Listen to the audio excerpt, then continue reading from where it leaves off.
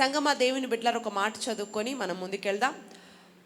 ఆదికాండము 8వ అధ్యాయం 11వ వచనాన్ని చదువుకుందాం. అనగా కప్పలు నీ యొద్ద నుండి, ఆ. నీ ఇండ్లలో నుండి, నీ సేవకుల యొద్ద నుండి, నీ ప్రజల యొద్ద నుండి తొలగిపోవును. అవి ఏటిలోనే ఉండుననెను. ఏ చదువుతున్నారు మీరు? ఆదికాండము 8వ అధ్యాయం 11వ వచనం అని చెప్పాను. Genesis chapter 8 verse 11. నా మాటలు వినిపిస్తున్నాయి మీకు?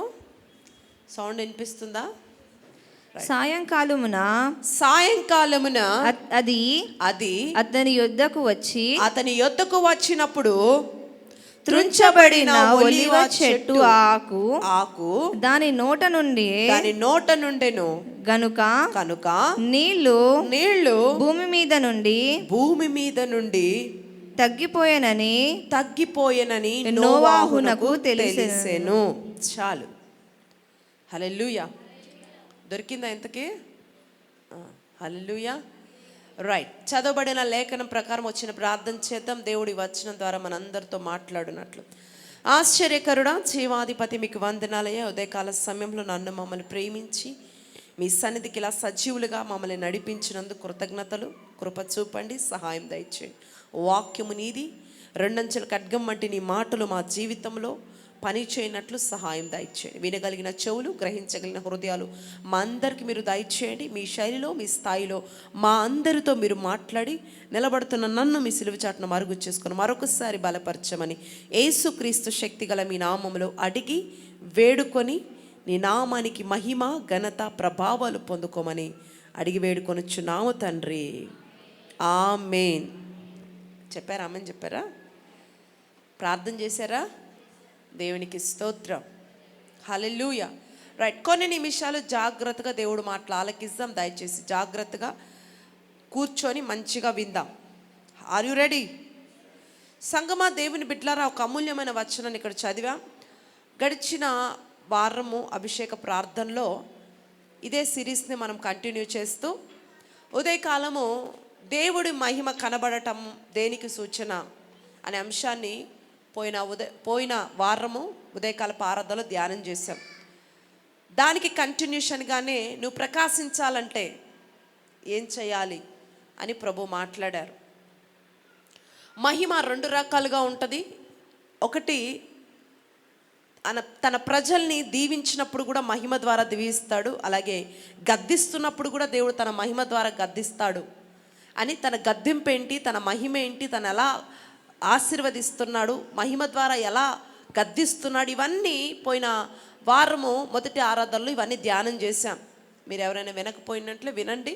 చక్కటి అమూల్యమైన వర్తమానం.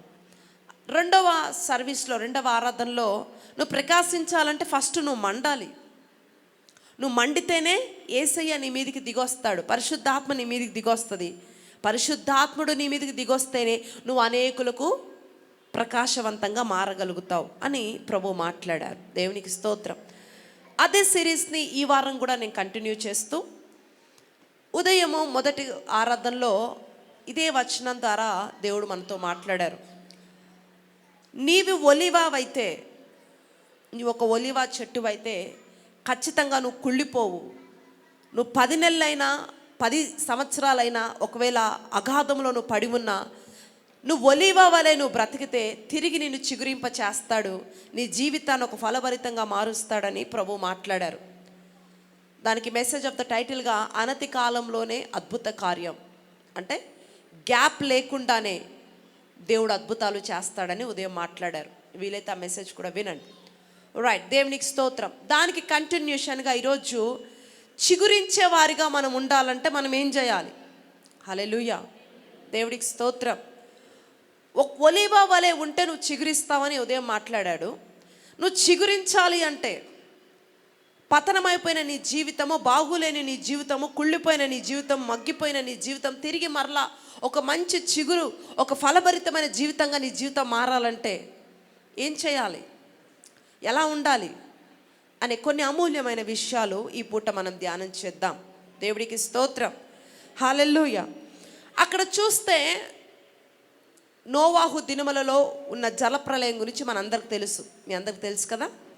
జలప్రలయము ముందు దేవుడు నోవాహుని హెచ్చరించడం, ఆ తర్వాత నోవాహు ఒక ఓడను తయారు చేయడం, ఆ ఓడలోకి వాళ్ళు వెళ్ళిన తర్వాత పెద్ద వర్షం రావడం, అది ప్రవాహంలో మారటం, జనమందరూ చనిపోవడం, కేవలం నోవాహు కుటుంబం మాత్రమే బ్రతికి ఉండటం, ఇవన్నీ మనకు తెలిసిన వృత్తాంతం.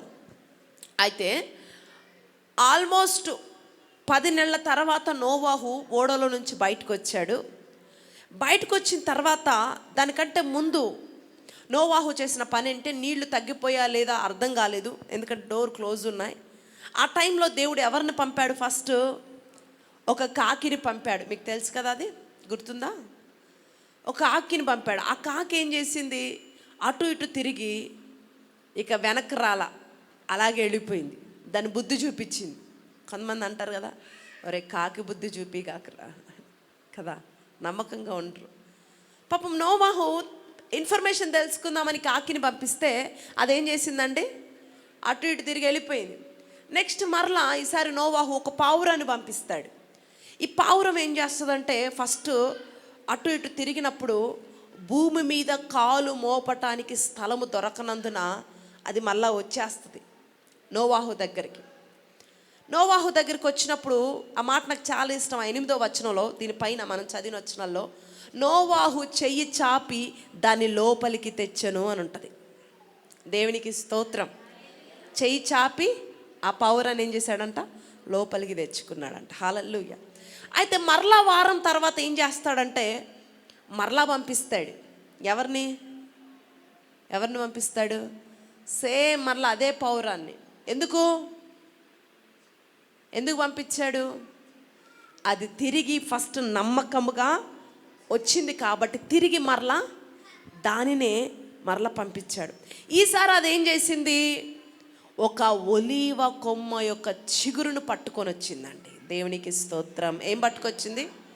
ఒక ఒలీవ కొమ్మను తీసుకొని వచ్చింది. దేవునికి స్తోత్రం. సంగమ దేవుని బిడ్డలారా, జాగ్రత్తగా మాటలు వినండి. మన వ్యక్తిగత ఆధ్యాత్మికమైన జీవితంలో, మన పరిచర్యలో, మన సేవలో, మన కుటుంబంలో మనం ఎలా ఉండాలంటే ఒక చిగురు పెట్టేవారిగా ఉండాలి. అది దేవుని చిత్తం. హల్లెలూయా. అంటే ప్రతి సంవత్సరము మనలో ఒక మార్పు ఉండాలి, ఒక ఫలభరితమైన పాత్రగా. ఇప్పుడు ఒక చెట్టును చూస్తే మొదటి సంవత్సరం కాసిన కాపు కంటే నెక్స్ట్ ఇయర్ ఇంకెక్కువ కాపర్ ఎక్స్పెక్ట్ చేస్తాడు. Is it right? అవును కదా. ఈ సంవత్సరం కొన్నే కాసింది కాబట్టి నెక్స్ట్ ఇయర్ దీన్ని ఇంకెంతగా నేను ఇంకా ఏమి వీటిలో కేర్ తీసుకోవాలి, ఏం చేయాల్సినంత చేసి అప్పుడు ఏమనుకుంటాడు, ఇది ఈసారి కొన్ని మంచిగా కాయొచ్చు, మంచిగా కొన్ని ఎక్కువ ఇవ్వచ్చేమో అని ఎక్స్పెక్ట్ చేస్తాడు. అవునా? దేవుడు కూడా మనల్ని బట్టి ప్రతి సంవత్సరం మనల్ని బట్టి ఒక ఎక్స్పెక్టేషన్తో ఉంటాడు. ఈ సంవత్సరం అన్నా నా బిడ్డకి ఈ సంవత్సరం అవకాశం ఇస్తాను, ఈ సంవత్సరం అన్నా ఫలిస్తుందేమో చూస్తాను అన్నట్లుగా. అయితే మన వ్యక్తిగత జీవితంలో, మన క్రైస్తవ జీవితంలో, మన పరిచర్యలో, లేకపోతే మనం వెళ్తున్న ఉద్యోగంలో, ఎక్కడైనా సరే మన వ్యాపారంలో మనం ఒక చిగురు పెట్టేవారిగా ఉండాలి, ఒక ఫలించేవారిగా ఉండాలి. ప్రతి సంవత్సరం ఒక మార్పు జరుగుతుండాల. దేవునికి స్తోత్రం. అందుకే జకర్యా గ్రంథం 3వ అధ్యాయం 8వ వచనంలో ఒక మాట అంటాడు. చదవండి అక్కడ. దేవుడు మాట్లాడుతూ జకర్యా గ్రంథము 3వ అధ్యాయము 8వ వచనంలో, ఓపెన్ చేశారా? ప్రధాన యాజకుడవైన యెహోషువ నీ ఎదుట కూర్చుండు, నీ సహకారులు సూచనలుగా ఉన్నారు. చదవండి, లాస్ట్ భాగం చదవండి. ఏదనగా చిగురు అను నా సేవకుని నేను రప్పించబోచున్నాను. చాలండి. హల్లెలూయా. ఏమంటున్నాడు? చిగురు అనే నా సేవకుడిని నేనేం చేస్తాను? రప్పిస్తాను. హల్లెలూయా. చిగురు అనే సేవకుడు అన్నాడు అంటే సేవకుడిని దేంతో పోలుస్తున్నాడు ఇక్కడ? చిగురు. అర్థమవుతుందండి? అందుకే దేవుని బిడ్డలుగా మనం ఎలా ఉండాలంటే చిగురు పెట్టేవారిగా ఉండాలి. దేవునికి స్తోత్రం. ఇన్ని సంవత్సరాల భక్తి జీవితంలో, ఇన్ని సంవత్సరాల సేవా జీవితంలో, ఇన్ని సంవత్సరాల నీ క్రైస్తవంలో నీ భక్తి ఎండిపోతుందా లేకపోతే చిగురు పెడుతుందా అనే విషయం నువ్వు గమనించాలా. హల్లెలూయా. పరిశుద్ధ జీవితము అనే ఏరియాలో నువ్వు ఫలిస్తుండాలా, ఎండిపోకూడదు. ఇప్పుడు సంఘ ప్రార్థన అందరూ బాగానే చేస్తున్నారు, సంఘంలో అందరూ బాగానే చేస్తున్నారు, పవర్ఫుల్గా సంఘ ప్రార్థన జరుగుతుంది. మరి నీ ఏకాంత ప్రార్థన జరుగుతుందా? అందరు కూడున్నప్పుడు బాగానే అందరితో పాటు ఏకీభవిస్తావు, ప్రార్థన చేస్తావు, it's okay, that's super, that's wonderful. But నీ ఏకాంతంగా కూడా నువ్వు దేవుడితో గడపాలి. ఏకాంత ప్రార్థన అనేది కూడా చాలా ప్రాముఖ్యం ఒక క్రైస్తవుడికి, ఒక వ్యక్తికి, ఒక దేవుని బిడ్డకి. అందరం కలిసి ప్రార్థన చేస్తున్నామండి, సూపర్. సమూహంగా ప్రార్థన చేయాలి, అట్ ద సేమ్ టైం వ్యక్తిగతంగా కూడా దేవుడితో మనం గడపాలా. సమూహంగా ప్రార్థన చేసినప్పుడు ఒక రెవల్యూషన్ ఇస్తాడు, వ్యక్తిగతంగా ప్రార్థన చేస్తున్నప్పుడు ఇంకొక రెవల్యూషన్ నువ్వు పొందుకోగలుగుతావు. దేవునికి స్తోత్రం, హల్లెలూయా. ఇప్పుడు ప్రభు మాట్లాడుతుంది ఏంటంటే, మందిరానికి వచ్చాము వెళ్ళాము అన్నట్టు కాదు. లేకపోతే ఇప్పుడు 2 గంటలు ఒక ప్రార్థనలో కూర్చున్నామంటే, 2 గంటలు ప్రార్థన చేస్తున్నామంటే, లేకపోతే ఇప్పుడు ఒక గంట అయిపోయిన తర్వాత ఇంకో గంట ప్రార్థన చేస్తున్నామంటే, ఒక 2 అవర్స్ మనం ప్రార్థన చేస్తూ ఉన్నప్పుడు ఆ 2 అవర్స్లో ఒక మార్పు నీలో మొదలవ్వాలి, ఒక మార్పు రావాలి. ఆ రెవల్యూషన్తో నువ్వు నింపబడాలి, ఆ ప్రత్యక్షతతో నింపబడాలి. గంటలు ఎవరైనా ప్రార్థన చేస్తారు, కానీ చేసిన 10 నిమిషాలైనా, చేసిన అరగంట అయినా, చేసిన గంట అయినా అది ఎలా ఉండాలంటే దేవుడికి ఇంపుగా ఉండాలి. హల్లెలూయా. ఇట్నుంచి కాదు, ఇట్నుంచి ప్రార్థన చేయాలి. పైనుంచి ఎంత అరిచి ప్రార్థన చేసినా వ్యర్థమే. కడుపులో నుంచి, ఎక్కడి నుంచి అంట, కడుపులో నుంచి నీ ప్రార్థన రావాలి, హృదయంలో నుంచి, హృదయ వేదన, హృదయ భారంతో నీ ప్రార్థన రావాలి. అది ఇంపైన ప్రార్థన అంటే. దేవుడికి స్తోత్రం. నీ వ్యక్తిగత ఆధ్యాత్మికమైన జీవితము ఎండిపోతుంది. వింటున్నారా? ఏంటో తిరుగుతూ ఉన్నారు.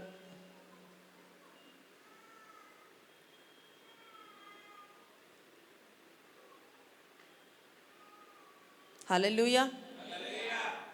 రెడీగా ఉన్నారా వినడానికి? ప్రభు ఏమంటున్నాడంటే, నువ్వు సంఘముగా సమూహంగా బాగానే ప్రార్థన చేస్తున్నావు బిడ్డ, కానీ వ్యక్తిగతంగా ప్రార్థించలేకపోతున్నావు. వ్యక్తిగత ప్రార్థన అనుభవం తగ్గింది.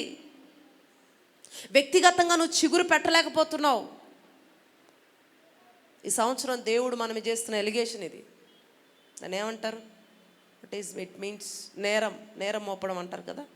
దట్స్ వ్యక్తిగతంగా కూడా మనం చిగురించాలా. దేవునికి స్తోత్రం చెప్తామా? బాప్టిజం పొందిన క్రొత్తలో, అభిషేకించబడిన క్రొత్తలో పిచ్చి పట్టినట్టు వాక్యం చదివేదానివి, కానీ ఇప్పుడు వాక్యం చదవకుండా నేను ఈ రోజులు గడిచిపోతున్నాయి. వాక్యమే లేదు, వాక్యము చదవకుండానే డేస్ అలా అయిపోతున్నాయి. వింటున్నారా? అంటే వాక్యము చదివే అనే ఏరియాలో నువ్వు ఎండిపోతున్నట్లేగా, అవునా కదా? హల్లెలూయా. ప్రభు అందుకంటాడు, మనం ఎండిపోయేవారిగా కదా చిగురించేవారుగా ఉండాలి. చిగురు పెడతా ఉంటే మనం ఎలా ఉంటామంటే ఆయన పాదస్థలముగా మారిపోతాం. ఆయన పాదస్థలం అంటే ఏంటి? ఆయన పాదస్థలం అంటే ఆయన మందిరము. ఆయన మందిరం అంటే ఎవరు? మనమే. నేనే అనండి. ఎందుకు? నువ్వు దేవుని చెప్పు ఆలయమై ఉన్నావని మీరు ఎరుగరా అంటాడు. మనం ఎవరమండి? We are the temple of God. మనం దేవుడు ఆలయమై ఉన్నాం. ఈ ఆలయం అనే హృదయంలోకి దేవుడు అడుగు పెట్టాల. ఆయన పాదస్థలముగా మనం మారిపోవాలి. అంటే ఆయన అడుగు పెట్టే స్థలముగా మనం మారిపోవాలా. హల్లెలూయా. దేవుడికి స్తోత్రం. ఆయన అడుగు పెట్టే స్థలముగా, ఆయన పాదస్థలముగా మనం మారిపోయినప్పుడు దేవుడు మనల్ని చిగురించేవారిగా మారుస్తాడు. దేవుడికి స్తోత్రం. అర్థమవుతుందండి? నా మాటలు మీకు అర్థమవుతున్నాయా? మనం ఎలా మారాలంటున్నాడు? మీకేం అర్థమైంది చెప్పండి. మనం ఎలా మారాలంటున్నాడు? ఆయన పాదస్థలముగా. ఆయన పాదస్థలం అంటే ఆయన అడుగుపెట్టే స్థలము. ఆయన అడుగుపెట్టే స్థలముగా మనం మారిపోవాలి. అప్పుడు మనల్ని ఏం చేస్తాడు? చిగురింపజేస్తాడు. దేవునికి స్తోత్రం. హల్లెలూయా, హల్లెలూయా. సంఖ్యాకాండము 12వ అధ్యాయం తీయండి ఒకసారి. 17 తీయండి, 17:5 తీయండి. సంఖ్యాకాండం 17వ అధ్యాయం 5వ వచనం. Numbers chapter 17 verse 5. 17:5. అప్పుడు నేను ఎవరిని ఏర్పరచుకుందునో వాని కర్ర చిగురించును. చాలు. నేను ఎవరిని ఏర్పరచుకుంటానో వాని కర్రను ఏం చేస్తానన్నాడు? చిగురింపచేస్తాను. అంటే ఆ చిగురును బట్టి దేవుడి చేత ఇతడు ఏర్పరిచిన వాడా కాదా అని తెలిసిపోద్ది. అక్కడున్న సిచ్యువేషన్ ఏంటి? అక్కడున్న సిచ్యువేషను అందరం మేము యాజకులుగా ఉంటామంటే మేము యాజకులుగా ఉంటామంటే బయలుదేరారు. ఆ మాత్రం వాక్యం మేము చెప్పలేమా? ఆ మాత్రం పాటలు మేము పాడలేమా? ఎప్పుడు ఇల్లేనా? మేము కూడా చెప్తాం, మేము కూడా చేస్తాం. ఉద్రేకం వచ్చేస్తుంది వాళ్ళకి, మేము కూడా పాడేస్తాం. ఒరే బాబు ఇలా కాదు, దేవుని ఒక సూచన అడుగుదామని చెప్పి మోషే గారు అన్నారు. ప్రార్థన చేస్తే దేవుడు అన్నాడు, సరే ఎవరెవరైతే పోటీ పడుతున్నారో వాళ్ళందరినీ కర్రలు తీసుకొచ్చి నా మందిరంలో పెట్టమని చెప్పి అన్నాడు. ఇప్పుడు వాక్యం చెప్పడానికి, పాటలు పాడడానికి, స్టేజ్ మీద ఉండటానికి, వాళ్ళ గొప్పతనాన్ని చూపించుకోవడానికి తహతహలాడిపోతున్న గుంపును చూశారు. వాళ్ళందరూ ఏం చేశారు? ఇప్పుడు తలా ఒక కర్ర తీసుకొచ్చారు. ఏ కర్ర అది? మంచి గ్రీన్గా ఉన్న కర్ర, మంచి ఫలించిన కర్ర. ఏ కర్ర? ఎండిపోయిన కర్ర, ఒక నార్మల్ కర్ర తీసుకొని అందరూ వచ్చారు. దేవుడు అన్నాడు, ఈ కర్రలన్నిటినీ వాళ్ళ పేర్లు రాయండి వాటి మీద, అక్కడ మందిరంలో పెట్టండి అన్నాడు. ఓకే సరే అని చెప్పేసి అందరూ మందిరంలో పెట్టారు. ఈ స్టోరీ మీ అందరికి చాలాసార్లు తెలిసిందే. పెట్టిన తర్వాత ఏమైంది? రాత్రికి రాత్రే అహరోను కర్ర మాత్రమే చిగురించింది. ఇది మనందరికి తెలిసింది. హల్లెలూయా. ఇతడు గురించి మీరు చూడండి, అసలు చిగురిస్తేనే చాలరా బాబు అనుకుంటే అక్కడ జరిగిన సిచ్యువేషన్, ఆ మహానుభావుడు ఎంత ఏర్పాట్లో ఉన్నాడంటే, ఎంత ప్రతిష్టతలో, ఎంత సమర్పణలో ఉన్నాడో చూడండి. కేవలం చిగురిస్తే చాలన్నాడు, అవునా?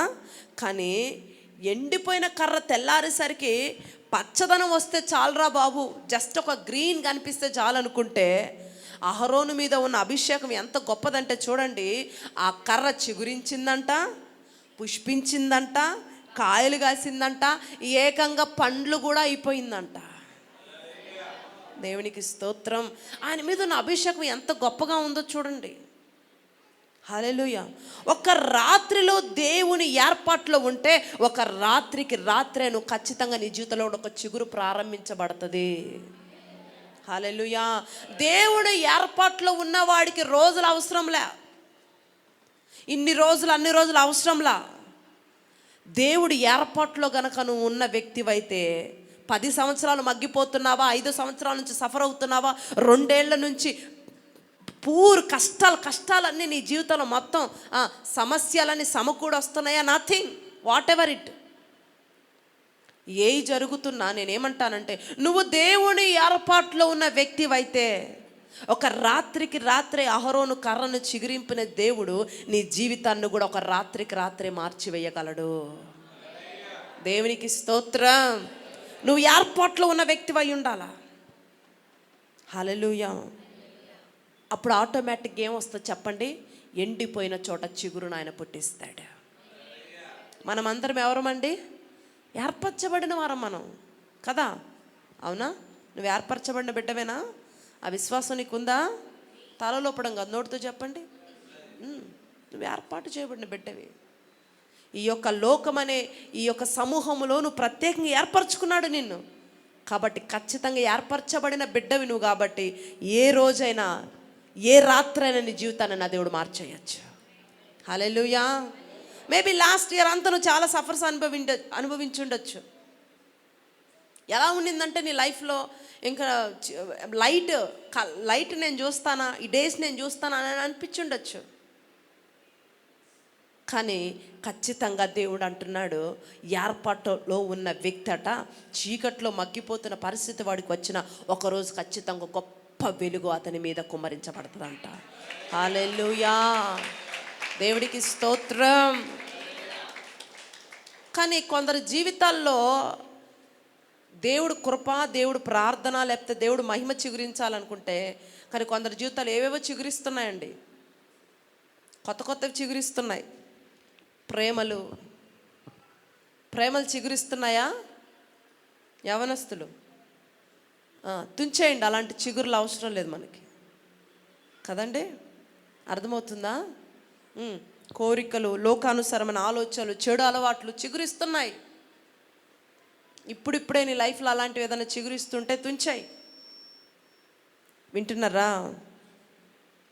దేవుని ఏర్పాటు తెలియచేసే ఒక చిగురు నీ జీవితంలోకి రావాలా. హల్లెలూయా. ఎప్పుడైతే అహరోను కర్ర చిగురించిందో అర్థమైపోయింది, దేవుడి తన్ని ఏర్పరచుకున్నాడు. హల్లెలూయా. ఈ లోకంలో నువ్వు ప్రయాణిస్తున్నప్పుడు, ఈ లోకంలో నువ్వు సంచరిస్తున్నప్పుడు ప్రజలు నువ్వు నువ్వు నువ్వు చిగురిస్తున్న చిగురును గుర్తించాలా. ఎస్, ఇతడు క్రైస్తవులు చాలామంది ఉన్నారు, దేవుడి బిడ్డలు చాలామంది ఉన్నారు, కానీ he is the special, she is the special. ఈమె అలాంటి వాళ్ళల్లో గుంపు వలె కాదు, ఈమె అలాంటి వ్యక్తుల వ్యక్తి కాదు ఇతడు. హల్లెలూయా. లోకం గుర్తించాలా. ఆమేన్. దేవుడికి మహిమ కలుగును గాక. ఇంతకీ నేను ఏర్పాట్లో ఉంటే, నేను ఒలీవానైతే నేనేం చేయాలి? ఇప్పుడు ప్రభు ఇందాక ఏమన్నాడు? ఒలీవ చావులేనిదిగా ఉంది.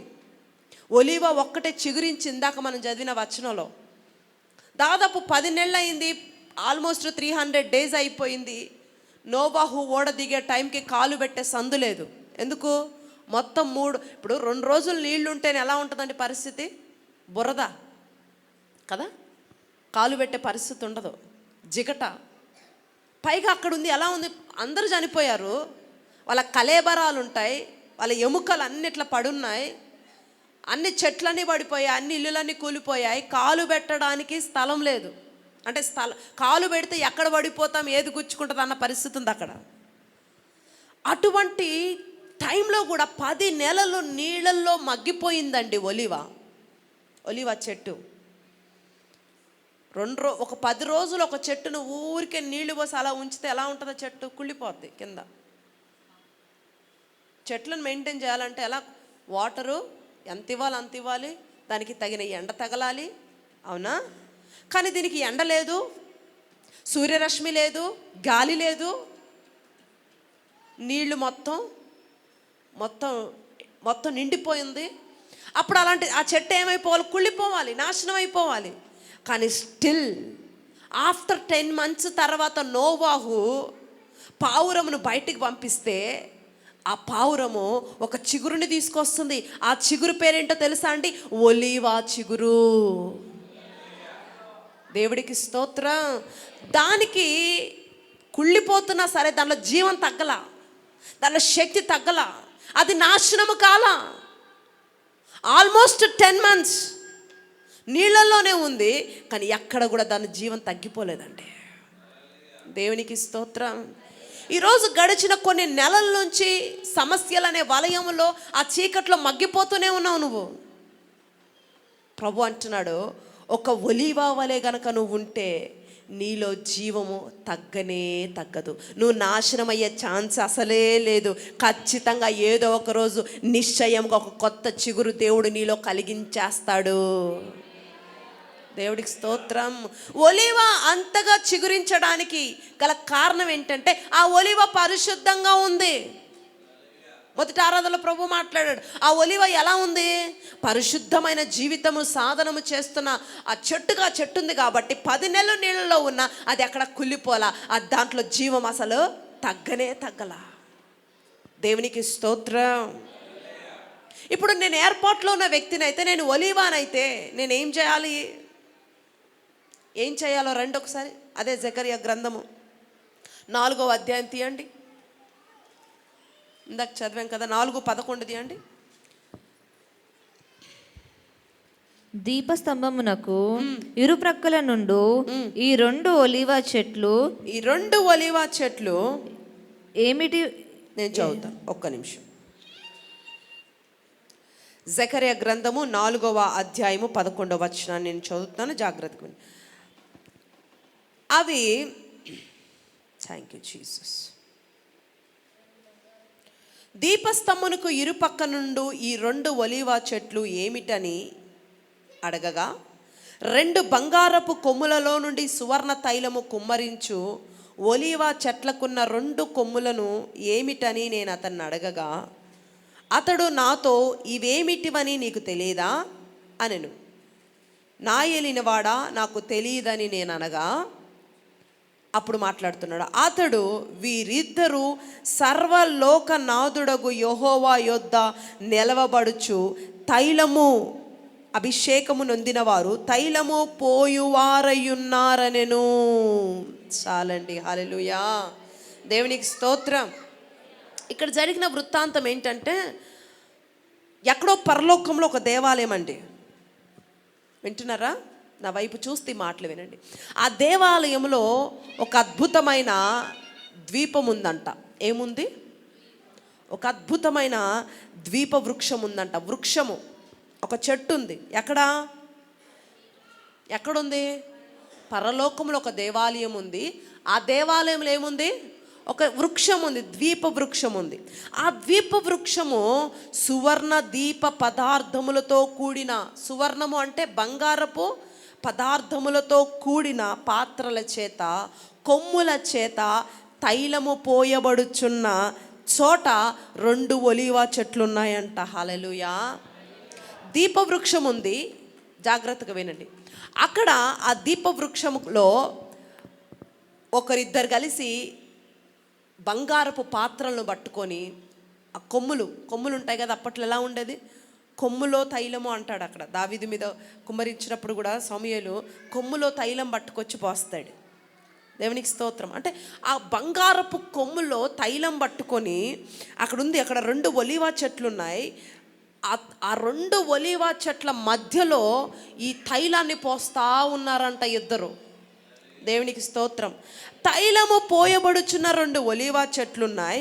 ఈ ఒలీవ చెట్లు అంటే ఏంటి ప్రభువా అని నేను అడిగినప్పుడు అతడు నీవే చెప్పన్నప్పుడు నాకు తెలియదని నేను అడిగినప్పుడు ఆయన అంటున్నాడు, ఆ చెట్లు ఏమిటి అని నేను అడిగితే ప్రభు అంటున్నాడు, అక్కడ దీప స్తంభముల గురించి, ఈ దీప స్తంభముల గురించి ప్రకటనలో కూడా రాయించాడండి. 7 దీప స్తంభములు అనగా 7 సంఘములని అర్థం. హల్లెలూయా. అంటే ఒక దీప వృక్షం అంటే ఒక సంఘం. వింటున్నారా? ఏమైనా అర్థమవుతుందా? ఒక దీప వృక్షం అంటే ఏంటి? దానికి అర్థం ఒక సంఘం అని అర్థం. హల్లెలూయా. ఇప్పుడు అంటే సంఘం అనే దీప వృక్షంలో తైలము పోయుచున్న ఆ ఒలీవ ఎవరు? ఒక సేవకుడు. దేవునికి స్తోత్రం. అంటే సంఘం అనే దీప వృక్షాన్ని ఆరిపోకుండా ఈ సేవకుడు ఏం చేస్తున్నాడంట? ఆ దీప వృక్షం మీద ఎప్పుడు తైలము పోస్తూనే ఉన్నాడంట. దేవునికి స్తోత్రం. హల్లెలూయా. ఇప్పుడు నీ సంఘమును చూసినప్పుడు సంఘములో ఎంతమంది ఆత్మతో నింపబడి ఉన్నారు? ఆత్మను పొందిన వారిలో ఎంతమంది పరిశుద్ధ జీవితాన్ని సాధన చేస్తున్నారు? పరిశుద్ధ జీవితాన్ని సాధన చేస్తున్న వారు ఎంతమంది ఆత్మపూర్ణులుగా మార్చబడ్డారు? ఎంతమంది తమ పరిమళ క్రియల్ని సంపూర్ణం చేస్తున్నారు? రాజు ఎదుట నిలబడ్డానికి ఎంతమంది ఆయుత్తపడి ఉన్నారు? ఇవన్నీ లెక్క ఉంటుంది ప్రభు దగ్గర. సేవకుడు అంటే ఏదో వాక్యం చెప్పి పాటలు పాడి ఏదో మనకు ప్రార్థన చేసి పంపించేవాడు మాత్రమే కాదండి. ప్రతిదానికి ఒక లెక్క ఉంది. ఇప్పుడు సంఘంలో మనం చేర్చబడ్డాం, ఆత్మతో నింపబడ్డాం. ఆత్మతో నింపబడిన తర్వాత ప్రభు అడుగుతాడు, ఎంతమందిని సంఘంలో ఆత్మతో నింపబడ్డారు? అయ్యా ఇదిగో ఇంతమంది నింపబడ్డారు. ఇంతమంది ఉన్నారంటే నింపబడిన వారు ఆత్మపూర్ణులుగా ఉండటానికి ఎంతమంది సాధన చేస్తున్నారు? వారిని ఏమన్నా అట్ల రీతిగా నువ్వు తిప్పుతున్నావా? అలాగే ఆత్మపూర్ణులుగా ఉన్నవారిని ప్రభు కొరకు ఎంతమంది ఆయుత్తపడుతున్నారు? అంటే రాకడ ఇప్పుడు అంటే ఎస్ ప్రభా నేను రెడీగా ఉన్నానని ఎంతమంది ఆయుత్తపడి ఉన్నారు? అలాంటి వారిని నువ్వేమైనా తయారు చేస్తున్నావా? హల్లెలూయా. ఆత్మతో నింపబడితే సరిపోదు, వారు ఆత్మపూర్ణులు అవ్వాలి. తర్వాత ఆ పరిమళ క్రియల్ని ఏం చేయాలంట? సాధన చేస్తుండాలి. ఏదైతే దేవుడు మంచి క్రియలు ఇస్తాడు కదా, ఆ క్రియలు మనలో ఏమవ్వాలి? ప్రతిరోజు సాధన అంటే తెలుసుగా, లైఫ్ డే ఆఫ్ లైఫ్లో ఏదైతే మనం చేస్తుంటాం వాటిని సాధన అంటారు కదా.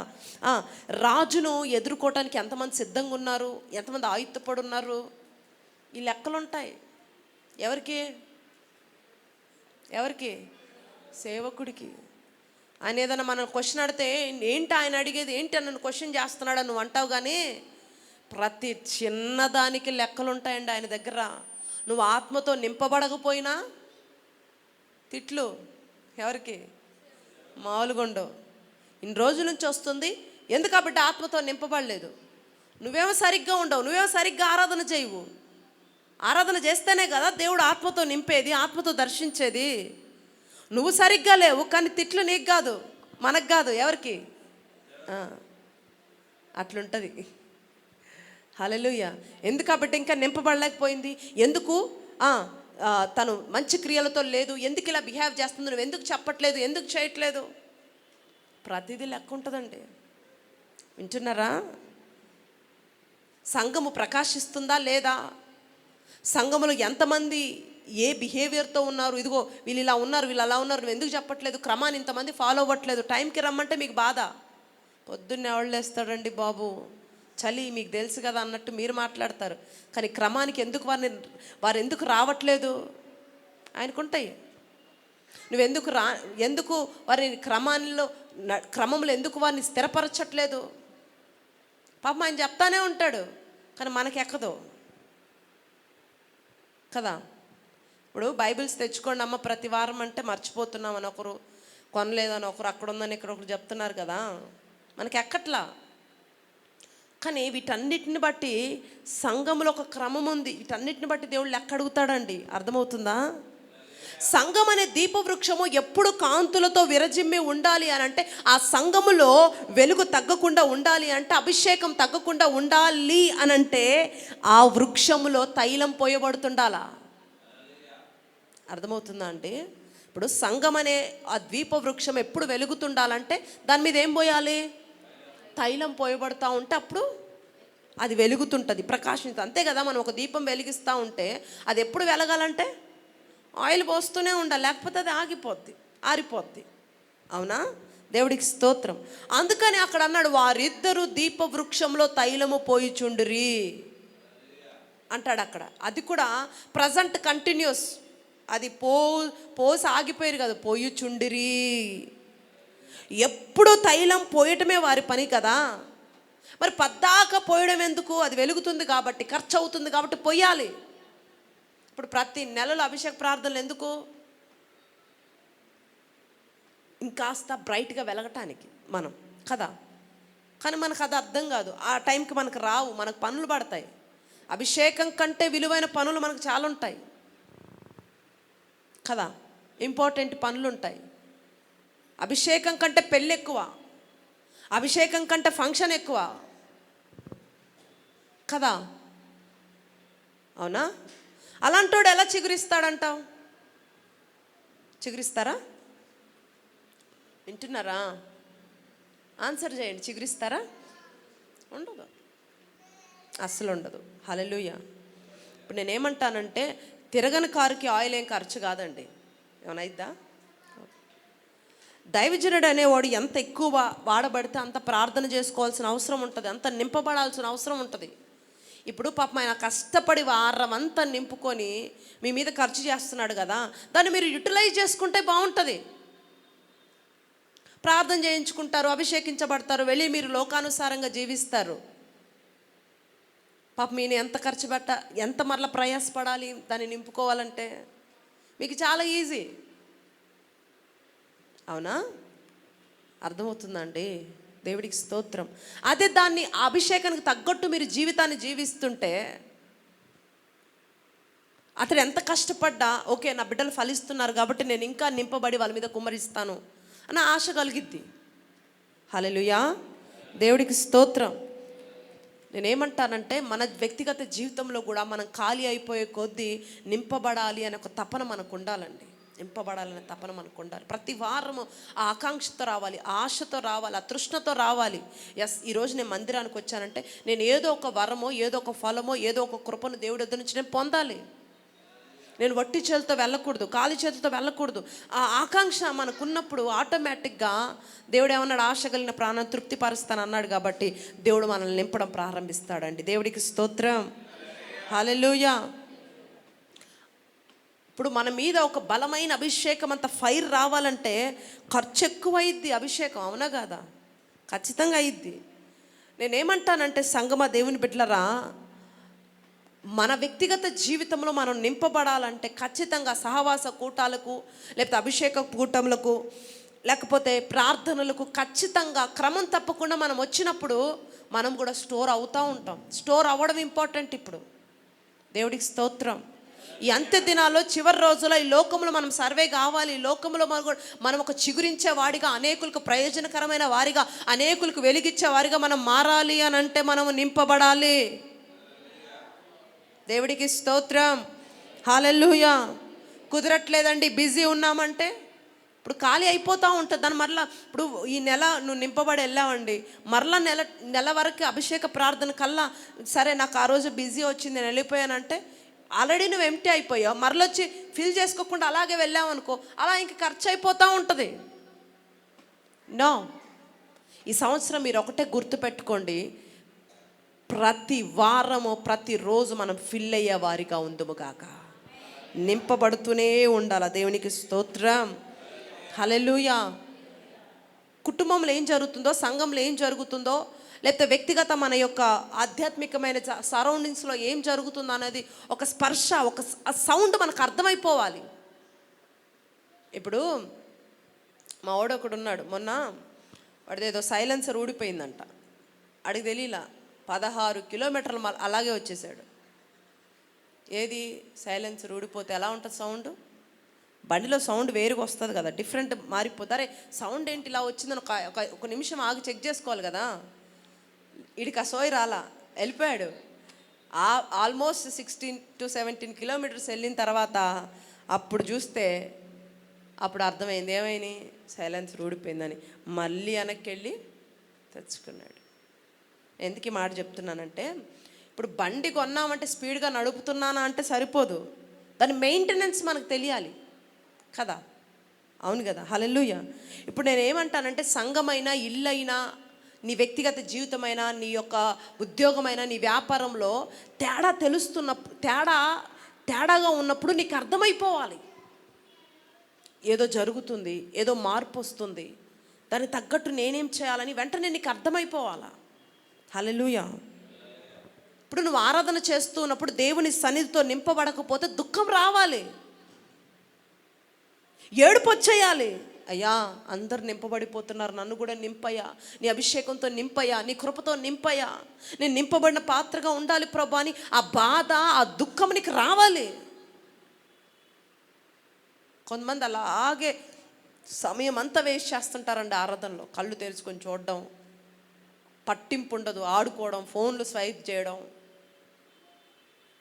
ఎందుకు వచ్చినట్టు నువ్వు ఇంకా పొందుకోనప్పుడు వేస్ట్ కదా. అవునా? అంత ప్రయాసపడి వచ్చావు, లేకపోతే అంత డబ్బులు ఖర్చు పెట్టి ఛార్జెస్ పెట్టుకొని వచ్చి ఉండొచ్చు. దానికి తగ్గట్టు మనం పొందుకొని వెళ్తే, ఆ హృదయం, ఆ ఫీల్, ఆ ప్రజెన్స్ ఆఫ్ ఫీల్ పొందుకొని వెళ్తే ఆ వీక్ అంతా కూడా దేవుడు కృప నిన్ను కాపు చేస్తుంది. కొన్ని పనులు కూడా కానివి కూడా దేవుడు కదిలిస్తాడు, అనేక కార్యాలను చూస్తావు కదా. హల్లెలూయా. దేవుడికి స్తోత్రం.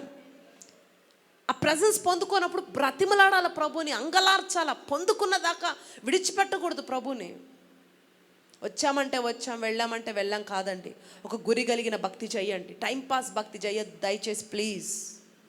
టైంపాస్గా వస్తాను, టైంపాస్గా వెళ్తానని ఒక ఆలోచన ఉంటే మీరు బంద్ చేయండి, మీరు రాకపోయినా పర్లా. ఇది అలాంటి సంఘం కాదు. వచ్చారు ఒకరంటే సంఘంలో ఒక ఫలిభరితంగా మారాలంతే. దేవుడికి స్తోత్రం. ఒక సంఘానికి నువ్వు కట్టబడ్డావంటే ఖచ్చితంగా నువ్వు ఒక ఫ్రూట్ ఇచ్చే బిడ్డగా నువ్వు ఉండాలంతే. లేదండి నాకు ఆరాధన చేసి ఓపిక ఉండదు, నాకు అంత టైం ఉండదు, నేను వస్తాను వెళ్తాను అంటే కుదరదు. అలాంటి ఉద్దేశం ఉంటే శుభ్రంగా నువ్వు ఇంట్లోనే కూర్చో. ఎందుకు ఇంకా వచ్చినా నీకు ఏది ఉండదు కదా, ప్రతిఫలం ఉండనప్పుడు నువ్వు ఇంట్లో హ్యాపీ కూర్చో.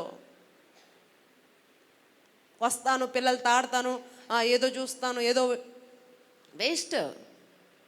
టైంపాస్గా మాత్రం మందిరానికి రావద్దు, టైంపాస్ భక్తి చెయ్యొద్దు.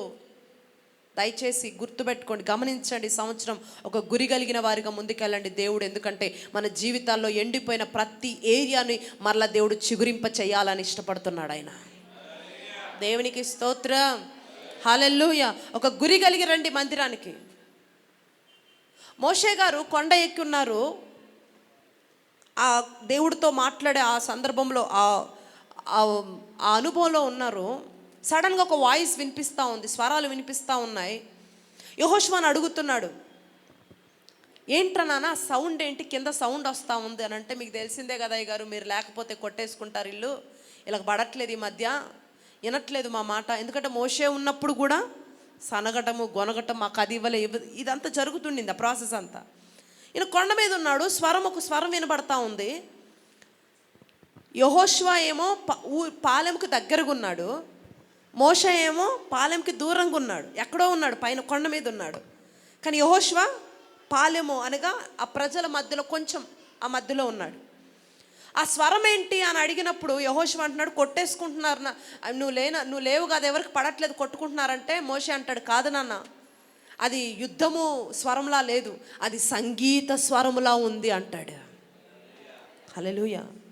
పాలెముకి దగ్గరగా ఉంది యెహోషువ, మోషే దూరంగానే ఉన్నాడు. కానీ మోషే గారికి ఆ క్లారిటీ ఉంది, కింద ఏ సౌండ్ వస్తుంది అనేది వెంటనే చెప్పేయగలుగుతున్నాడు. హల్లెలూయా. దైవజనుడు అంటే అది. కుటుంబంలో ఒక మెంబర్, ఒక యజమానుడు అంటే అది. కుటుంబంలో ఏం జరుగుతుందో, పిల్లల లైఫ్లో ఏం జరుగుతుందో వెంటనే మైండ్స్కి వచ్చేయాల, ఏం జరుగుతుంది తేడా గమనించాల. భార్యలో ఏ మార్పు వస్తుంది, భర్తలో ఏ మార్పు వస్తుంది, పిల్లలు ఎలా మౌల్ట్ అవుతున్నారు, ఏం చేంజ్ అవుతున్నారు, యజమానుడికి ఏమైపోవాలా, తేడా తెలిసిపోవాలా. అర్థమైందండి? ఒకవేళ కుటుంబంలో స్త్రీగా నువ్వే యజమానురాలుగా ఉండొచ్చు, అంటే కొంతమందికి భర్త లేని వారు కూడా ఉంటారు కాబట్టి, ఒకవేళ యజమానుడిగా నువ్వు ఉండొచ్చు, వాట్ ఎవర్, ఆ తేడా తెలియాలంటాను నేను. హల్లెలూయా. కొంతమందికి అంత అయిపోయిన తర్వాత అప్పుడు వీడు ఇలా చేశాడండి, ఇది ఇలా అయిందండి, అది అలా అయిందండి. నో, స్టార్ట్ అవుతున్నప్పుడే నీకు అర్థమైపోతుండాల. పిల్లలు ఏం చేస్తున్నారు, ఏం చూస్తున్నారు, ఎటు వెళ్తున్నారు, నీ వైఫ్ మెంటాలిటీ ఎలా మారుతుంది, లేకపోతే నీ భర్త ఏ కోణంలో ఎటువైపు వెళ్తున్నాడు, ఇవన్నీ నీకు అర్థం అవ్వాలా. ఇది స్పిరిచువాలిటీలో వచ్చే ఆ అనుభవం అంటాను నేను. దేవుడికి స్తోత్రం. హల్లెలూయా. వెంటనే అర్థమైపోయింది మోషేకి. వాళ్ళు కింద ఏదో పెట్టారు, డ్యాన్సులు, అవి మామూలు కొట్టుకుంటున్న స్వరాలు కాదురా బాబు, అవి డ్యాన్స్లు వేసేస్తున్నారు వాళ్ళు అని చెప్పేస్తున్నాడు మోషే పైనుండి. దేవునికి స్తోత్రం.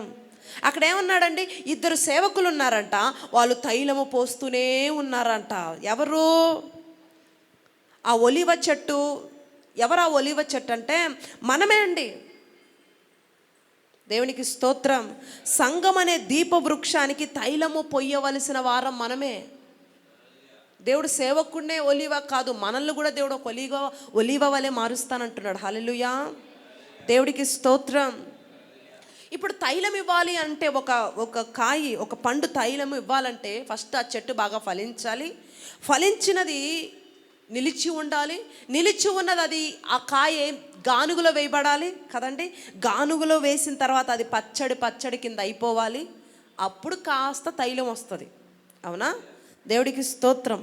ఎక్కువ కాయలు వేస్తే, ఇన్ని కాయలు వేస్తే కనుక కొద్దిగా నూనె కొంచెం కాస్తంత వస్తుంది.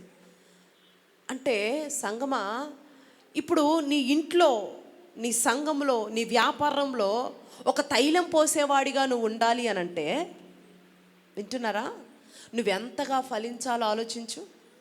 ఒక 10-20 కాయలు వేస్తేనే ఇంత తైలం వస్తుంది ఏదైనా.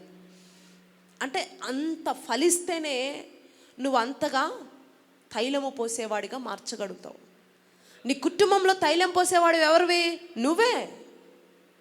నీ కుటుంబము అనే ఆ ఏరియా ఎండిపోకుండా, నీ పిల్లలు కంచె దాటకుండా, కంచెలో నుంచి వెళ్ళకుండా, దుష్టుడు వాళ్ళను దొంగిలించకుండా, లేకపోతే ఆ కుటుంబం అనే ఆ సరౌండింగ్, ఆ సమీపం నుంచి వాడు లోపలికి రాకుండా ఉండాలంటే, ఆ కుటుంబం అనే దీపవృక్షములో, సంఘం అనే ద్వీపవృక్షంలో నువ్వేం చేయాలి?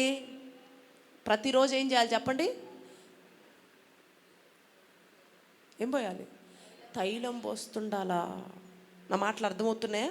వాక్యం మీకు అర్థమవుతుందా? ఉపదేశం అర్థమవుతుందా? తైలము పోయాలంట. ఏ తైలం ఇది? ప్రార్థనా తైలము. దేవుడికి స్తోత్రం. అంటే ఒక 10, 20, 30 కాయలు వేస్తే ఇంత తైలం వస్తుందంటే నువ్వు ఎంతగా ఫలించాలి. వాళ్ళు చూడండి, 7 దీప స్తంభాలకు నిత్యము వాళ్ళు తైలం పోస్తున్నారంట వాళ్ళిద్దరూ. అంటే వారు ఎంతగా ఫలించి ఉండొచ్చు. 7 దీప స్తంభాల కంటే 7 సంఘాలు, 7 సంఘాలకు వాళ్ళు తైలం పోస్తూ ఉన్నారంటే ఎంత ఫలించుంటే పోయగలుగుతున్నారండి వాళ్ళు? అవునా కాదా? హల్లెలూయా. నీవు ఒకవేళ ఒలీబావైతే, నువ్వు ఏర్పాట్లో ఉన్న వ్యక్తివైతే నువ్వేం చేయాలి? గానువలో రుబ్బబడాలి. అప్పుడేమవుతుంది? తైలం వస్తుంది. గానుగానంటే నా దేవుని మందిరంలో పచ్చని ఒలీవ వలె ఉన్నాను అని అంటాడు. ఎవరు? దావీదు కదా. ఎందుకయ్యా, ఎందుకున్నావు నీ దేవుడి మందిరంలో పచ్చగా అంటే తైలం ఇవ్వటానికి. నువ్వు నీ దేవుడి మందిరంలో పచ్చగా ఉండాలని ఆశపడుతున్నావా? ఎస్. అయితే ఎందుకు? తైలం ఇవ్వటానికి. తైలం ఎలా ఇవ్వగలుగుతావు? రుబ్బబడితేనే కదా. అవునా? రుబ్బే గానుగా ఏంటయ్యా అనంటే ప్రార్థనే. దేవునికి స్తోత్రం. గెత్షెమనే తోటలో యేసయ్య ఏం చేశారండి? చెమట రక్తముగా మారిపోయేంతగా ఆయన ప్రార్థించాడు. ఆయన దేవుడయ్యుండి, ప్రధాన యాజకుడయ్యుండి చెమట రక్తముగా మారేంతగా ఆయన ప్రార్థించాడంట. దేవునికి స్తోత్రం. ప్రార్థన అనుభవంలో నుండి సంఘ దీపాన్ని వెలిగించి అభిషేక తైలం వస్తుంది. కుటుంబ దీపాన్ని నువ్వు వెలిగించగలగాలి అనంటే ప్రార్థన అనుభవంలో నుండి తైలమును ఆ కుటుంబం మీద నువ్వు పోయాలా, ఆ సంఘం మీద నువ్వు పోయాలా. ఆ తైలం ఎలా వస్తుంది? ప్రార్థన అనుభవం నుండే వస్తుందంట. దేవుడికి స్తోత్రం. నేనేమంటానంటే, దేవుడు చెప్పిన మాట, నువ్వు సంఘ బిడ్డల్ని నువ్వెంత విజిట్ చేస్తే మేబీ అంత ఆదరించబడతారు. ప్రభు అంటున్నాడు, ఓకే వాళ్ళు ఆదరించబడతారు, కానీ ఎంత ప్రార్థన చేస్తే అంత మహిమతో నింపబడతారు. హల్లెలూయా. ఎంత విజిట్ చేస్తే అంత ఆదరించబడతారు. That super. ప్రభు అన్నాడు విజిట్ చేస్తే ఆదరించబడతారు, కానీ వారు మహిమతో నింపబడాలంటే నువ్వేం చేయాలి? ప్రార్థన చేయాలి. ఈ మాట దాదాపు దేవుడు ఒక 3 years బ్యాక్ మాతో మాట్లాడినప్పుడు అప్పుడే ఒక నియమం పెట్టాం. అమ్మ అవసరమైతే చెప్పండి, మేము వస్తాం తప్ప ప్రతిరోజు వచ్చి మీళ్ళను దర్శించే పరిస్థితి టైం మాకు ఉండదు. మీరు చెప్పండి, మీరు మాకు ఇది ఈ ప్రార్థన అవసరం ఉందని మా ఇంటికి రండి అని మీరు అడగండి, ఖచ్చితంగా మీకు టైం ఇస్తాను తప్ప వ్యక్తిగతంగా మేము ఎవరు పిలవకుండా ఎవరింటికి మేము రాము అని ఎందుకు చెప్పామంటే ఇందుకే ప్రభు మాట్లాడారు. బిడ్డ నువ్వు వ్యక్తిగతంగా నువ్వు విజిట్ చేస్తే మేబీ వారు ఆదరించబడతారు. ఆదరణ ఎంతసేపు ఉంటుంది? అప్పటి వరకు ఫ్రీ అయిపోతారు. మళ్ళీ సమస్య రాదా, మరలా రోగం రాదా వస్తుంటుంది. అలా ఎప్పుడు మేము ఆదరించలేం కదా.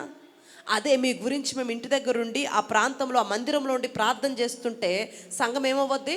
మహిమతో నింపబడుతుంటుంది. ఆ మహిమ, ఆ వెలుగు ఏం చేస్తుంది? మీ జీవితంలోకి వస్తున్న ప్రతి దాన్ని కాల్చివేస్తుంది. ఇప్పుడు చెప్పండి, విజిట్ చేయడం మంచిదా, ప్రార్థన చేయడం మంచిదా? దేవునికి స్తోత్రం. హల్లెలూయా. అర్థమవుతుందా అండి? ప్రభు ఇదే అన్నాడు, ఇక నీ ఇష్టం. విజిట్ చేస్తే ఆదరించబడతారు, కానీ ప్రార్థన చేస్తే మహిమతో నింపబడతారు. కాబట్టి నీ ఇష్టం, నువ్వు ఏది డిసైడ్ అవుతావు అని. అప్పటి నుంచి ఎక్కువ సమయం సంఘం కొరకు ప్రార్థన చేయటంలో మేము ఎక్కువగా ఆ సమయాన్ని కేటాయిస్తూ ఉన్నామండి. దేవునికి స్తోత్రం. హల్లెలూయా. మొన్న రీసెంట్గా లాస్ట్ ఒక ఫ్యూ మంత్స్ బ్యాక్ యూపీ మీటింగ్స్కి వెళ్ళినప్పుడు ఒక దైవజనుడు, పెద్ద ఆయన, చాలా ఓల్డ్ ఏజ్ అతను వ్యక్తి ఉన్నాడు. మమ్మల్ని పిలిచారు, ఆహ్వానించారు యానివర్సరీ మీటింగ్స్ కానీ. సరే వెళ్ళాం. ఆ తర్వాత ప్రేయర్ కంటే ముందు టైం ఉంటుంది కదా కొంచెం, వారితో మాట్లాడుతూ ఉన్నప్పుడు వాళ్ళ పిల్లలు అన్నారు, అంటే వాళ్ళు కూడా పెద్దోళ్ళే, అయ్యా డాడీ ఈ మధ్య ఫాస్టింగ్స్ కొంచెం తగ్గించమంటే వినట్లేదు, ఏజ్ అయిపోతుంది, దాదాపు 70 పైన ఉంటాయి ఆయనకి. ఎలా ఉంటుంది 70 పైన అంటే కదా, చాలా వృద్ధాప్యంలో ఉన్నాడు. టైంకి తినట్లేదు, ఎక్కువ ఫాస్టింగ్స్ అంటున్నాడు. ఒకప్పుడు అంటే చేశాడు, ఇప్పుడు కూడా అంటే వినట్లేదు అనేసి పిల్లలు బాధపడతా ఉంటే తినమంటే తినట్లు, ఆరోగ్యం పాడైతే ఎలా చెప్పండి అని వారు అంటున్నప్పుడు దైవజనుడితో మాట్లాడుతున్నారు, మీరన్నా చెప్పండి అయ్యా, మీ మాటన్నా వింటాడేమో అని. సరని పాస్టర్ గారు కూర్చోబెట్టుకుని, అయ్యా మరి ఏజ్ అయిపోతుంది కదా, మీరు ఎక్కువగా ప్రార్థనలో ఉండండి, పర్వాలేదు, కానీ ఉపవాసాలు కొంచెం మీరు తగ్గించండి, తినండి, ఎందుకంటే మరి ఇలాంటి వాళ్ళు ఎక్కువ రోజులు ఉండాలి కదా, అటువంటి ప్రార్థన పరులు ఎక్కువ రోజులు ఉండాలి అనే ఉద్దేశంతో దైవజనుడు చెప్తా ఉంటే ఆయన బోర్ని ఏడవడం స్టార్ట్ చేశాడు. మాకు అర్థం కాల ఎందుకు ఏడుస్తున్నాడు. ఏమన్నాం, జస్ట్ అయ్యా ఎక్కువ ఫాస్టింగ్స్ చేయకయ్యా, తినయ్యా అని అంటే ఏడ్ చేస్తూ ఉన్నాడు ఆయన. ఏంటయ్యా ఎందుకు ఏడుస్తున్నాం, ఏమన్నా తప్పుగా అన్నాం అని పాస్టర్ గారు అంటే ఆయన అంటున్నాడు, అయ్యా నువ్వైతే ఒక పాట పాడి ఆరాధన చేస్తావు, వాక్యం చెప్తావు, కానీ పట్టుమని 10 నిమిషాలు కూడా నాకు వాక్యం చెప్పడం రాదు, పాటలు రావు. మరి నేనేం చేసి సంఘాన్ని ఎలా కట్టుకోవాలి? నేను సంఘాన్ని మరి ఎలా కట్టుకోవాలి? దేవుడు నమ్మి నాకు ఇంతమందిని అప్పగించాడు, వారందరినీ నేను ఎలా కట్టగలగాలి? మరి కనీస ఉపవాస ప్రార్థన చేయకపోతే, ఉపవాసంతో దేవుని ప్రార్థించకపోతే ఇంకెందుకు? వీరందరూ నేను ఎలా కట్టగలను అంటే నిజంగా మాకేం మాట్లాడాలో అర్థం కాల. హల్లెలూయా, దేవుడికి స్తోత్రం. ఆ తర్వాత మేము చర్చిలోకి వెళ్ళిన తర్వాత జస్ట్ ఆయన ప్రార్థన చేద్దామని మైక్ పట్టుకోగానండి, చర్చిలో బిడ్డలందరూ అంత ఫైర్, అభిషేకంతో నింపబడిపోతున్నారు. ఎంత అభిషేకంతో నింపబడుతున్నారంటే బాబోయ్, నాకు అనిపించింది ఏంటి సంఘం, నాకు అనిపించింది మన సంఘాన్ని రేపి మండించి నానా తిప్పలు పడుతున్నాం, కానీ వీళ్ళేమో ఇలా ప్రార్థన అనగానే ఫైర్ అయిపోతున్నారు, సెకండ్స్లో ఫైర్ అయిపోతున్నారు. బాబోయ్ అనిపించింది. ఎందుకంటే ఒప్పుకోవాలి, ఎందుకంటే మనం నేర్చుకోవాలి కొంతమంది సేవకుల దగ్గర. మేబీ ఆయనకి ప్రార్థన సరిగ్గా పాటలు రాకపోవచ్చు, వాక్యం రాకపోవచ్చేమో, కానీ ఆయన ప్రార్థన ఏం చేస్తుందండి, అనేకుల్ని మండించేస్తుంది. అసలు ఆయన మైక్ తీసుకొని ప్రార్థన చేసుకోండి అనగానే సంఘం అంతా ఫైర్ అయిపోతున్నారు అట్లా అభిషేకంతో. దానికి కారణం ఏంటో తెలుసా? ఉపవాస ప్రార్థన అనే తైలాన్ని పోస్తున్నాడు. ఆయనకు వాక్యం రాదు, పాటలు రావు, ఆరాధన సరిగ్గా చేయలేడు, కానీ ప్రార్థన అనే తైలము సంఘాన్ని ఏం చేస్తుందండి, మండిస్తుంది. కొంతమంది చెప్తా ఉంటారు, అయ్యా నాకు పాటలు రావండి, నాకు వాక్యం చదవడం రాదండి. మేబీ ఒకవేళ నువ్వు ఇక్కడ కూర్చున్న నీకు కూడా నువ్వు చదువుకోలేదు, లేకపోతే నీకు పాటలు రావు, ట్రై చేస్తున్నా రావట్లేదు, మరి ప్రార్థన చేయొచ్చు కదా. ప్రార్థన ద్వారా నీ ఇంటిని ఖచ్చితంగా నువ్వు మండించగలవు. వ్యతిరేకమైపోతున్న నీ కుమారులను మండించగలవు. నీ కుటుంబంలో ఆ ప్రార్థన అనే తైలం పోస్తున్నప్పుడు ఆటోమేటిక్గా అందరూ మారిపోతారు ఒక రోజున. దేవునికి స్తోత్రం, హల్లెలూయా. అర్థమవుతుందండి? అర్థమవుతుందా? న్యాయాధిపతుల గ్రంథం 9వ అధ్యాయం 9వ వచనానికి రండి. Thank you Jesus. ఈ మాట చెప్పి నేను ముగిస్తాను. న్యాయాధిపతుల గ్రంథం 9:9 త్వరగా తీయండి. మమ్మును ఏలుమని ఒలీవా చెట్టు అడగగా ఒలీవా చెట్టు దేవుని మానవులను దేని వలన నరులు సన్మానించుదురో ఆనా తైలము ఇయ్యక మాని చెట్ల మీద రాజునయ్యుండి ఇటు అటు ఊగుటకు నేను వచ్చేదనా అని వాటితో నేను. చాలండి. ఒకరోజు చెట్లన్నీ కలిసి మీటింగ్ పెట్టుకున్నాయంట. ఒలివ చెట్టు దగ్గరకు వచ్చి అడుగుతున్నారు, నువ్వు మాకు నాయకుడిగా ఉండు అని. అంటే ఒలివ చెట్టు అంటుంది, అసలు దేవుడు నన్ను సృష్టించిందే తైలం ఇవ్వటానికి, ఆ తైలము ద్వారా అనేకులు గణపరచబడ్డానికి. ఇప్పుడు మీరు వచ్చి నన్ను ఒక అధికారిగా, ఒక నాయకుడిగా ఉండమంటున్నారు. ఆ తైలముని ఇవ్వటం మాని అటు ఇటు ఊగిసలాడుదునా అని ఆ చెట్టు ఆన్సర్ చేస్తుంది. వింటున్నారా? దేవుడికి స్తోత్రం. నీవు ఒలీవవైతే తైలం ఇవ్వాలంటే అటు ఇటు ఊగిసలాడటం బానేయాలి. ఇదంటుంది, నేను తైలముని ఇవ్వకుండా అటు ఇటు ఊగిసలాడడానికి వచ్చేదనా? How can I come? నేను ఎలా రాగలను? దేవునికి స్తోత్రం. అటు ఇటు ఫస్ట్ ఇది బంద్ చేయండి, ముందు ఈ బ్రతుకు మానేయండి, ముందు ఊగిసలాట బ్రతుకు. కొంతమంది పోస్టుల కొరకు, పదవుల కొరకు వెంపర్లాడుతూ ఉంటారు. అలాంటి స్థితిని మానేయండి. వింటున్నారండి? హల్లెలూయా. కొంతమంది ప్రాధాన్యత ఇవ్వకపోతే, గుర్తింపు ఇవ్వకపోతే ఆ మీటింగ్కి రారు, లేకపోతే ఆ ప్రార్థనకి రారు, ఆ సంఘానికి రారు. వాళ్ళకి పాటనో వాక్య పట్టణమో ఏదో ఒకటి అవకాశం ఇవ్వాలి, లేకపోతే రారాళ్ళు. ఎప్పుడో లాస్ట్కి వస్తారు. కొంతమంది మన సంఘం, మీరు చాలా మంచోళ్ళు, కానీ కొన్ని సంఘాల్లో ఉంటాయి, వాళ్ళకి పాట అవకాశం ఇవ్వకపోతే ఎప్పుడో లాస్ట్కి వచ్చి కూర్చొని దులుపుకొని వెళ్ళిపోతూ ఉంటారు. ఏంటండి లేటంటే ఏ అవకాశాలు ఏం లేవండి ఎందుకు అంటుంటారు. నేనేమంటానంటే, కొంతమంది అంటారు మాకే పాత్ర లేదండి, మేము ఎందుకు రావాలి ఫస్ట్. నేను అంటాను అలాంటి వాళ్ళు పాత్రలే గారు. ఇప్పుడు నువ్వు సరైన పాత్ర అయితే వంటగదిలోనో ఎక్కడో బాత్రూంలోనో మందిరంలోనో ఎక్కడో అక్కడ వాడబడతావు. నువ్వు పాత్రవే కాదు ఇలాంటి మైండ్ సెట్ ఉంటే. పాత్ర మందిరంలో ఉన్న పాత్ర ఎక్కడైనా వాడబడుతుంది. అవునా? దేవుడికి స్తోత్రం. కాబట్టి నువ్వు ఇలాంటి మైండ్ సెట్తో ఉండి డ్రామాలు చేస్తున్నావు కాబట్టి అలాంటి వారు దేవుడు పాత్రగా అసలు ఎన్నుకోడు దేవుడు. నేను అంటాను మందిరంలో ఒక బాత్రూంలో గడిగిన ధన్యత అంటానండి నేను. హల్లెలూయా, దేవుడికి స్తోత్రం. ఇది వరస్ట్ పోస్ట్ అన్నట్టు మనకు అనిపిస్తుంది కానీ మందిరంలో ఏ చిన్న పని చేసినా దానికి మామూలు ఫలితం ఉండదు. అది చాలా వాష్రూమ్స్ అన్నట్టు మనకు కొంతమందికి అనిపిస్తుంది కానీ ఆ పని చేసినా ఇంకా దానికి ఎక్కువ ప్రతిఫలమే ఉంటుంది ఎక్కువ. దేవుడికి స్తోత్రం. హల్లెలూయా.